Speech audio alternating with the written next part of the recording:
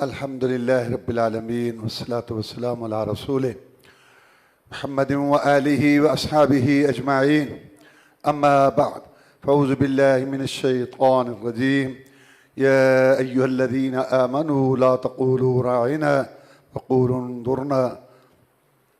اللہ مالک الملک احکم الحاکمین نے یہودیوں کی روش اور ان کی باتیں ہمارے سامنے رکھیں تاکہ ان کی روش سے تم دور رہو۔ یہودیوں میں جو غلط باتیں تھیں ان میں ایک یہ بھی بات تھی کہ شریعت کی ان باتوں پر عمل کرتے جو ان کے موافق ہوتا، ان کے مزاج برادری حالات کے مطابق ہوتا۔ اللہ نے فرمایا افتؤمنون ببعض الکتاب وتکفرون ببعض، بعض باتوں پہ عمل کرتے ہو اور بعض باتوں کا انکار کرتے ہو۔ اللہ معاف کرے، آج مسلمانوں کی بھی یہی حالت ہے۔ جتنی کی برادری، بیوی بچے، کاروبار، مارکیٹ، محلہ، گلی، اپنے من خواہش جتنا علاقہ اجازت دے اتنا دین پر چلتے ہیں، اور جہاں برادری، بیوی بچے، کاروبار، سوسائٹی، گلی محلہ، علاقہ یہ اس میں رکاوٹ بنے اور اچھا نہ سمجھے تو بڑی بے تکلفی بلکہ ڈھیٹ پن سے اس اسلام کو ساتھ سلام جو ہم سے برادری چھڑائے، بیوی بچے چھڑائے، جو ہمارے کاروبار میں دخل دے، جو ہمارے رہن سہن میں دخل دے، یہ کیا اسلام ہے؟ ساتھ پشتی مسلمان ہیں لیکن آدھا تیتر آدھا بٹیر، اس پر وہ چل رہے ہیں جتنے کی اجازت دیتا ہے۔ یہ یہودیوں والی روش۔ یہودیوں میں ایک بہت غلط بات یہ تھی کہ وہ نبیوں رسولوں کی توہین کرتے تھے۔ پہلے نبیوں رسولوں کے بھی توہین کرتے رہے کہ سلیمان جادوگر تھا، جادو کرتا۔ اصل میں یہودی نا اپنے گندے کاموں اور برے کاموں کو جائز ثابت کرنے کے لیے نبی رسولوں پر تہمت لگا، فلاں یہ کرتا رہا، فلاں یہ کرتا رہا، جھوٹ بولتے تھے۔ حتیٰ کہ ہمارے پیغمبر صلی اللہ علیہ وسلم کی بھی انہوں نے توہین کی اور ان کے متعلق بری بری باتیں کرتے تھے۔ ان میں سے ایک بات یہ تھی کہ ایک لفظ ہے انظرنا، کہ ہماری طرف دیکھیے، اور یہ آ کے کہتے تھے راعینا۔ راعینا کا معنی تو صحیح ہے نا کہ ہماری رعایت کیجیے، لیکن کو تھوڑا چبا کے بولتے تھے راعینا راعینا۔ اس کا مطلب یہ ہے معاذ اللہ اے ہمارے چرواہے۔ اللہ تعالیٰ کو غصہ آیا، اللہ نے کہا مسلمانوں یہ لفظ چھوڑ دو، یہ لفظ ہی چھوڑ دو، تم انظرنا کہا کرو، کیونکہ اس کے اندر وہ اپنا دجل فریب اور اپنی وہ خباثت نہیں کر سکتے۔ تو ایسا لفظ جس میں نبی کی توہین ہو وہ نہیں بولنا چاہیے۔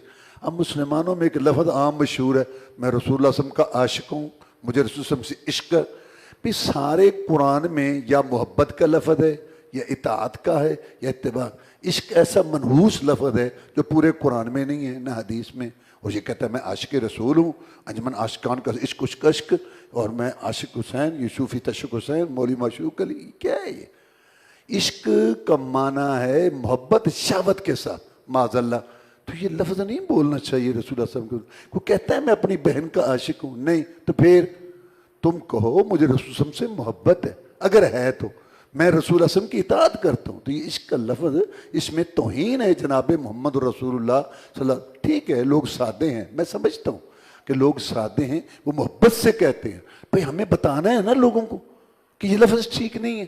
اللہ نے رائنا کا لفظ جو ہے وہ بولنے سے روک دیا، حالانکہ رائنا کو کوئی معنی غلط نہیں ہے، رائنا ٹھیک لفظ، رائنا یہ غلط ہے چونکہ مشابہ رائنا، رائنا پتہ نہیں چل رہا، رائنا کہہ رہا ہے کہ رائنا کہہ رہا۔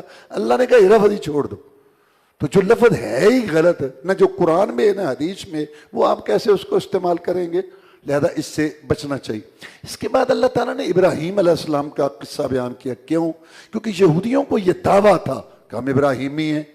تو اللہ نے بیان کیا کہ ابراہیم کون تھا۔ وَإِذِ ابْتَلَىٰ إِبْرَاهِيمَ رَبُّهُ بِكَلِمَاتٍ فَأَتَمَّهُنَّ۔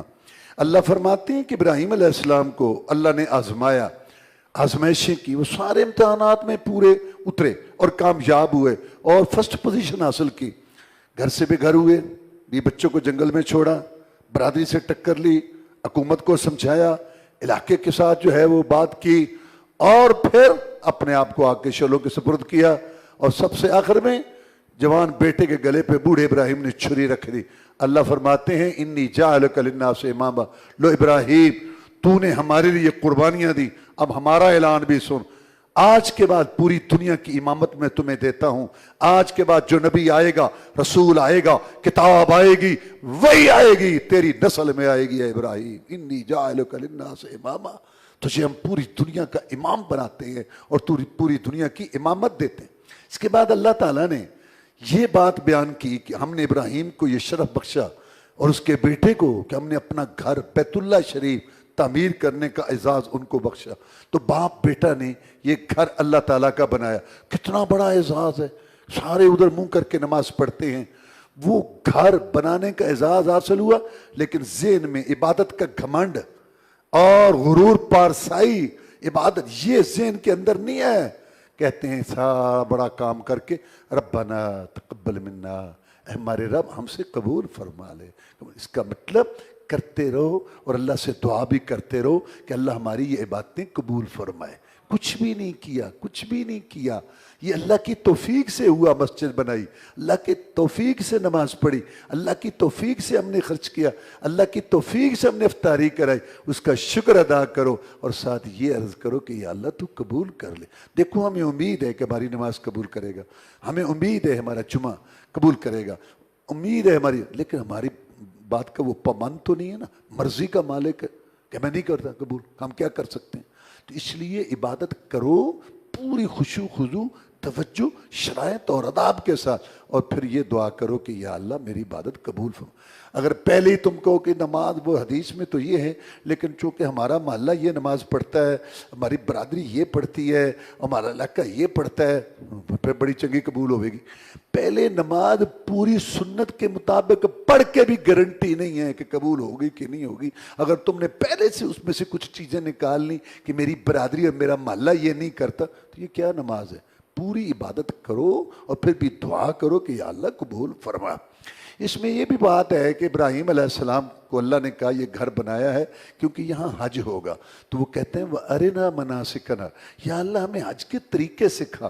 तो इसका मतलब ये है कि जैसे इबादत करनी फ़र्ज है, नमाज पढ़नी फ़र्ज है, हज करना फ़र्ज है, रोज़ा रखना फ़र्ज है, दरूद पढ़ना ज़रूरी है, फ़र्ज है, ऐसे ये भी फ़र्ज ज़रूरी है कि दरूद वो पढ़ो जो रसूल सल्लल्लाहु अलैहि वसल्लम ने सिखाया, नमाज वो जो रसूलुल्लाह वाली है, हज वो जो रसूलुल्लाह सल्लल्लाहु अलैहि वसल्लम सिखा के गए। जैसे इबादत करनी फ़र्ज है, ऐसे ये भी फ़र्ज है कि ऐसे की जाए जैसे अल्लाह चाहता है। क्योंकि इब्राहीम इतना बड़ा नबी रसूल अल्लाह को कहते हैं या अल्लाह हमें सिखा कि हमने हज कैसे करना है। इसके बाद अल्लाह ताला ने इरशाद फरमाया कि मैं यरग़बु अन मिल्लत इब्राहीम इल्ला मन सफ़िया नफ्सा, सबसे बड़ा बेवकूफ़ अल्लाह कहता है, सबसे बड़ा बेवकूफ़ दुनिया में अहमक वो है जिसको इब्राहीम अलैहिस्सलाम का अकीदा अच्छा नहीं लगता। और इब्राहीम अलैहिस्सलाम का अकीदा अल्लाह ने कुरान में बयान किया, क्या इन्ना सलाती व नुसुकी व महयाया व ममाती लिल्लाहि रब्बिल आलमीन, कि मेरी नमाजें, ये अल्लाह ने अपने नबी सल्लल्लाहु अलैहि वसल्लम को कहा कि तू इब्राहीम अलैहिस्सलाम की मिल्लत पर चल। और इब्राहीम अलैहिस्सलाम की मिल्लत ये है कि मेरी नमाजें, नमाज में सब कुछ आ गया, दुआ सवाल और फरियाद करना, हमद सना तस्बीह रुकू सजदा खुशू खुदू रोना गिड़गिड़ाना, ये सब कुछ आ गया। मनुसुकी मेरी कुर्बानियाँ, नदर न्याज चढ़ावे बकरे छतरे, महयाया मेरी पूरी ज़िंदगी व माती, और मेरी मौत न बाब इब्राहीम अलैहिस्सलाम के लिए, न भाई मूसा अलैहिस्सलाम के लिए, न किसी और जिंदे मुर्दे के लिए, न किसी दरगाह के, मेरा सब कुछ एक अल्लाह के लिए जो रब है तमाम जहानों का, जिसका कोई शरीक साझी नहीं। ये इब्राहीम अलैहिस्सलाम का अक़ीदा। अफसोस है कि लोग इब्राहीम अलैहिस्सलाम की सुन्नत पर अमल करते हुए लाख लाख रुपए का बकरा कुर्बान करते हैं और उसको कब्र मज़ार के चक्कर लगवा के और हर किलोमीटर पर एक एक मुश्किल कुशा मान के, हर इलाके का लहदा दाता आदत रवा मान के, तुझे फिंसियाँ निकली हैं वहाँ चले जा, तेरी भैंस दूध नहीं देती वहाँ, तुझे औलाद चाहिए यहाँ तो सेहत चाहिए। लाख रुपए की कुर्बानी भी हो रही है और इब्राहीम अलैहिस्सलाम का अकीदा बताओ तो उससे नफरत है। अल्लाह फरमाते हैं सबसे बड़ा अहमक बेवकूफ़ ये है जिसको इब्राहीम अलैहिस्सलाम का अकीदा अच्छा नहीं लगता। इसके बाद अल्लाह ताला ने याकूब अलैहिस्सलाम का तज़किरा किया कि उन्होंने वफ़ात के वक़्त जो है अपनी औलाद को इकट्ठा किया, कहा अच्छा मैं मर रहा हूँ, मुझे बताओ मेरी ज़िंदगी में तो मैंने तुम्हें अल्लाह की इबादत पर लगाए रखा, मेरे बाद क्या करोगे? ने कहा तेरे बाद भी 1 लाख की माबूद की बात इबादत करेंगे, अल्लाह का हुक्म मानेंगे। इसका मतलब है औलाद की फ़िक्र करो, औलाद को समझाओ। ये औलाद जिगर के टुकड़े कैसे बर्दाश्त करोगे कि जहन्नम में चलें? इनकी अच्छी तरबियत करो ताकि मरने के बाद तुम्हारे लिए दुआएं करें। इनकी सबसे ज़्यादा ये फ़िक्र करो कि इसने नमाज पढ़ ली है, दीन पर है। क्यों? ये बहुत बड़ा मसला है। खुश हो जाओ, खुश हो जाओ कि माँ बाप औलाद की हर नेकी में शरीक। माँ बाप जिंदा हो या फौत हुए हो, اولاد نیت کرے یا نہ کرے تو یہ جائیداد ہے. ٹھیک ہے، اس کو دنیا کی تعلیم دو، ہنر سکھاؤ، کاروبار سکھاؤ، حق حلال کا راستہ بتاؤ، بڑھیپے میں میرا سہارا بنے، جائز ہے، کوئی منع. لیکن کروڑوں اس سے زیادہ یہ ہے کہ اس کو دعا سکھاؤ، اس کو اذکار سکھاؤ، نماز پڑھاؤ، اس کی تربیت کرو تاکہ زندگی میں بھی ثواب آئے، مرنے کے بعد قبر میں بھی پیچھے سے خرچہ آئے. یہاں سے یہ بات سمجھ آتی ہے.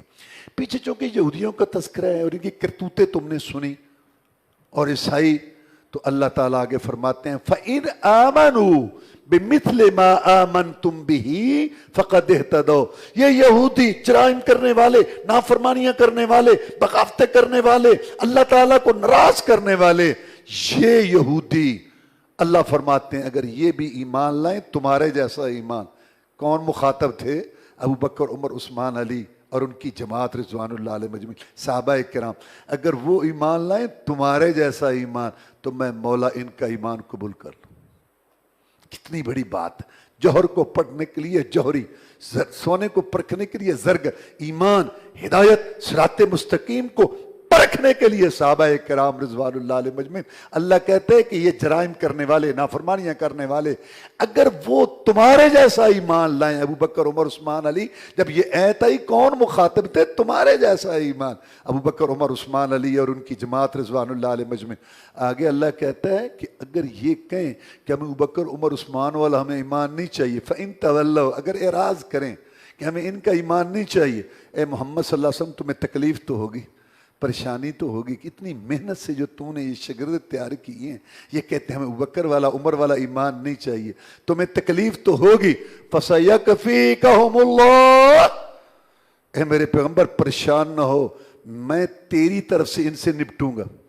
یہ جو صحابہ کے دشمن ہیں، جن کو صحابہ کا ایمان برداشت نہیں ہو رہا، میں مولا تیری طرف سے ان سے نپٹوں گا. یا اللہ تو کیسے نپٹے گا؟ تجھے پتہ ہے؟ آگے فرمایا وہ السمیع العلیم، وہ سننے والا ہے اقوال کا، جاننے والا ہے اعمال کا. اس کو سب پتہ ہے کہ قلم کہاں چلی صحابہ کے دشمنی میں، کس کتاب میں، کس پروگرام میں، کس جگہ پہ انہوں نے بات کی، ساری ڈیری رپورٹ سب موجود ہے. اللہ فرماتا ہے مجھے سب پتہ ہے. اندھیری کالی کٹرات ہو، طوفانے بادے بارہ ہو، کالے پتھروں پر چلنے والی کالی چیونٹی ہو، میں اس کا رنگ بھی دیکھ رہا ہوں، اس کے پاؤں کی آواز بھی سن، مجھے سب پتہ ہے جو صحابہ سے دشمنی کر رہے ہیں. اگر ان کو تیرے شاگردوں والا ایمان برداشت نہیں ہو رہا تو میں مولا ان سے نپٹوں. آگے اللہ نے یہ یہودی جو تھے نا، سارے جرائم نافرمانیاں کر کے کہتے تھے وہ گال سن، بات سن، ہم تو جیسے بھی ہیں نا، ہمارے باپ نبی تھے، ہم نبیوں کے رسول. وہ تو نبی تھے، تم کیا؟ اللہ فرماتے تلک امت ان کا خلت لہا ما کسبت ولکم ما کسبتم ولا تسألون عما کانوا یعملون. وہ جو انہوں نے کیا ان کے، تم کیا؟ اپنی بات کرو، ان کا تمہیں کوئی فائدہ نہیں ہوگا. کیا نوح علیہ السلام کے بیٹے کو نوح علیہ السلام کا فائدہ ہوا؟ نہیں. تو پھر کیا ابو لہب کو محمد رسول اللہ کا فائدہ ہوا؟ نہیں. آج کل مسلمانوں میں بھی یہی عادت ہے، وہی بات نہیں، یہودیوں والی روش، خود عمل نہیں. بات کرو یار، نماز پڑھو، او جی ٹھیک ہے ہم تو گناہگار ہیں، میرے دادا جان ہے نا 10 حج کیے ہوئے تھے. بھی تینوں کی فائدہ، تیرے دادے تھے 10 حج دا. ویسے بات ٹھیک ہے مولوی صاحب، ہم سے کمزوری ہے، نماز کبھی کبھی رہ جاتی ہے، لیکن میری دادی تو نا اشراق پڑھ کے مصلے سے اٹھتی تھی. اللہ.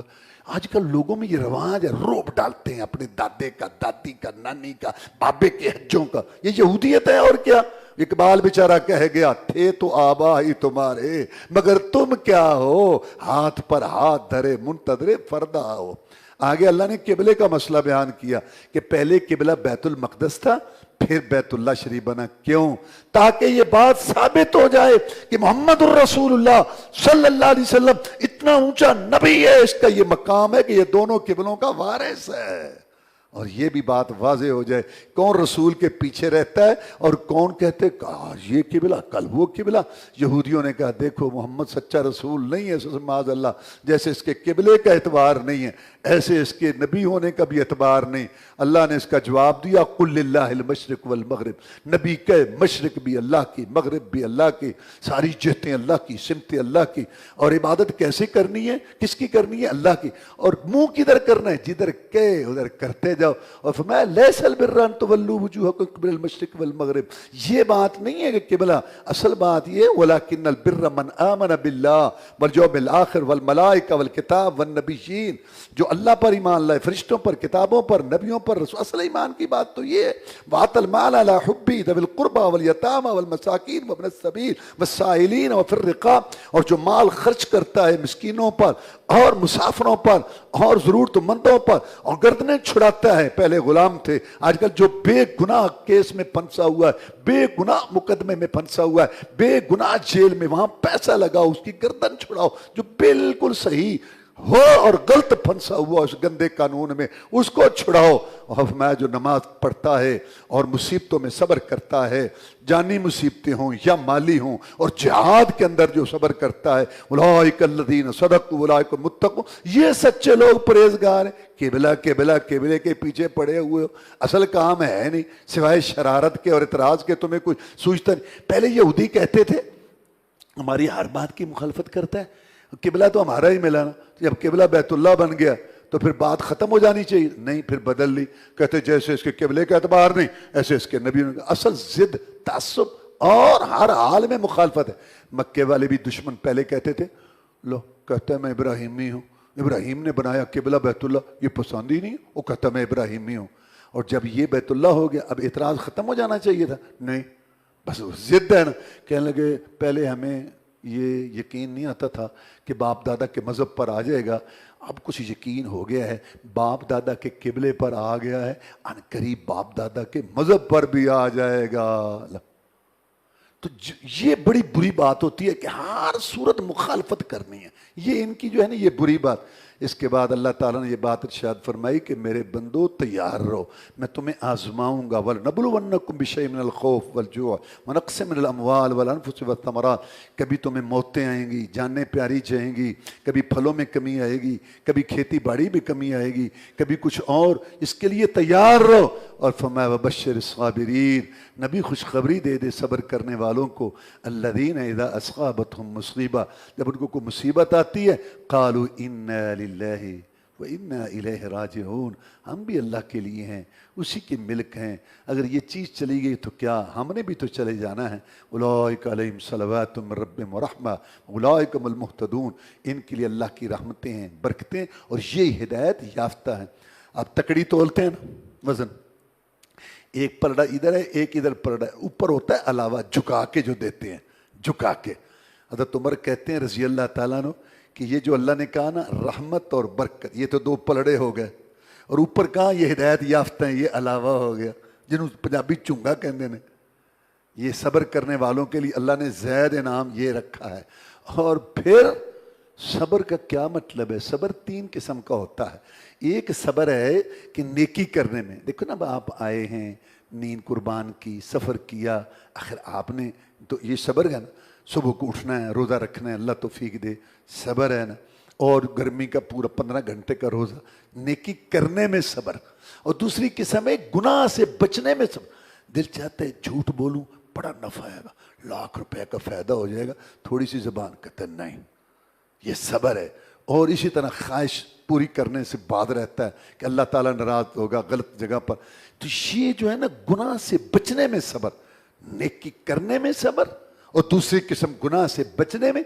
और तीसरी बात, अगर मुसीबत आ जाए जान और माल के अंदर तो उस पर सब्र कर। देखो हमें अल्लाह से आफियत मांगनी है। अल्लाहुम्मा इन्ना नसअलुका अल-अफ़्व वल आफियता वल मुआफ़ात फ़िद दुनिया वल आखिरा, या अल्लाह हमें आफियत दे, या अल्लाह हम पर रहम कर, हम बड़े कमज़ोर हैं, आज़माइशों के काबिल नहीं हैं, हम पर, हमारे बच्चों पर, हमारे महल्ले शहर पर, हमारे मुल्क पर, हमारी हुकूमत पर, हमारी फ़ौज पर, हमारी उम्मत मुसलमानों पर, या अल्लाह रहम फरमा दे, रहम फरमा दे। हम इस काबिल नहीं हैं आज़माइश, लेकिन जब आ जाए तो फिर अल्लाह तौफीक दे तो आदमी सब्र करे। मुसीबत ने तो वक्त पर ही जाना है, लेकिन सब्र करके अब अजर तो ले लें, अजर से तो महरूम ना हो। और सब्र होता है मुसीबत के आते ही, ये नहीं कि मुसीबत आए हाय बाय बैठ के अपने से बाहर होकर बुरे जुमले बोल के अल्लाह के शिकवे करके और अपना आपको जो पीट के अपने आप को तकलीफ में डाल के मुसीबत र के जब बुरा हाल हो गया, पानी आंखों से सूख गया, چل ہوں صبر کرنے صبر.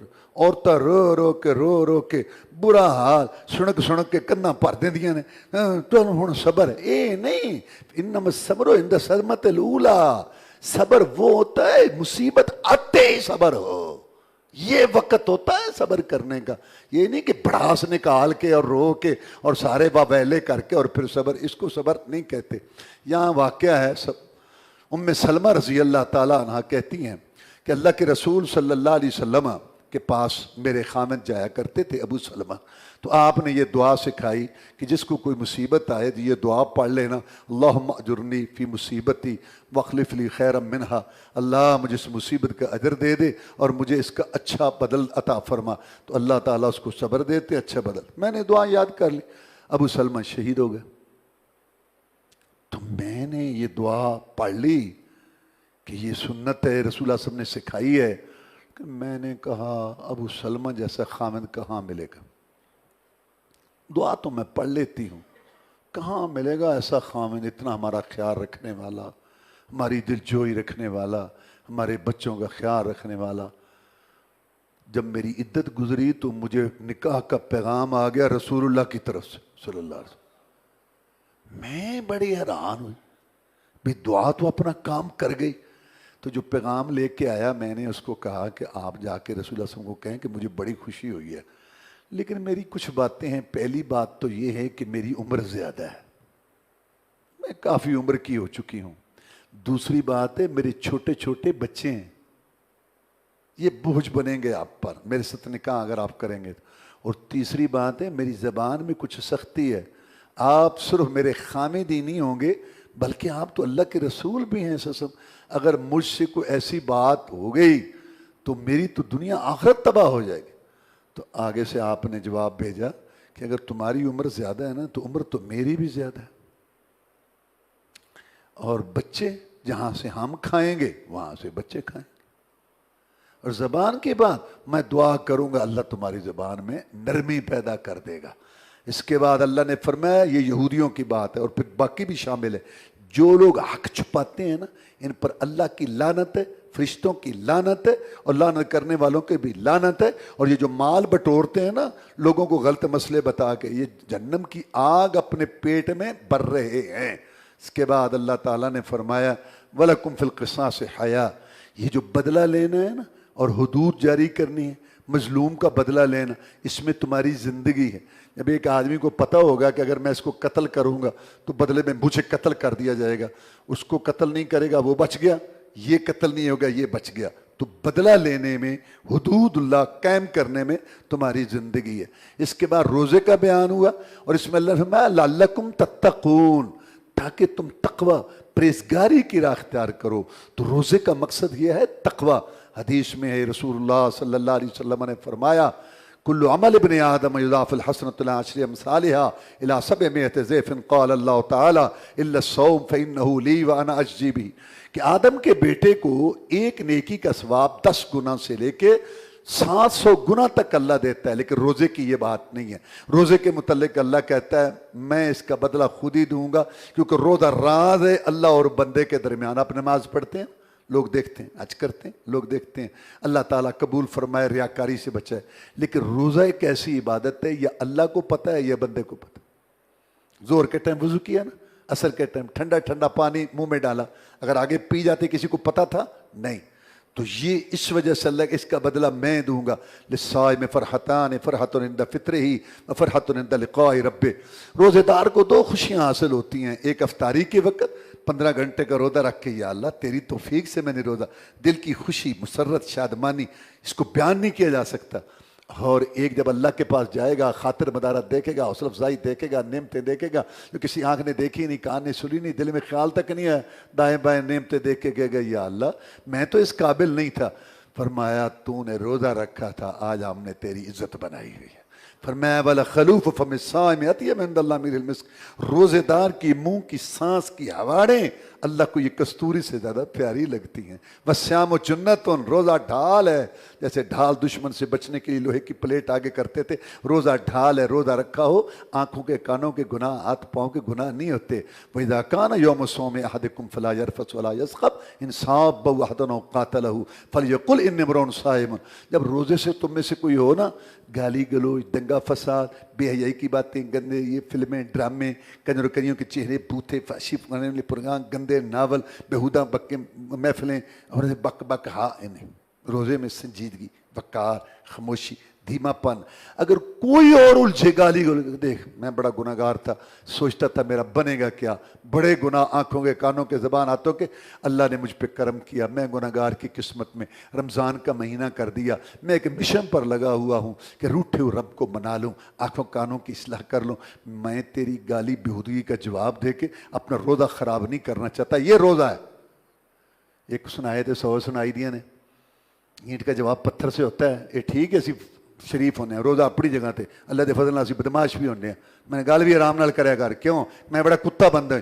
20 رمضان گزر گئے، 30 روزے دار کی زبان ٹھیک نہیں ہوئی۔ اللہ میں یہ تقوی حاصل کرنے کی توفیق دے۔ وآخر دعوانا الحمدللہ رب العالمین۔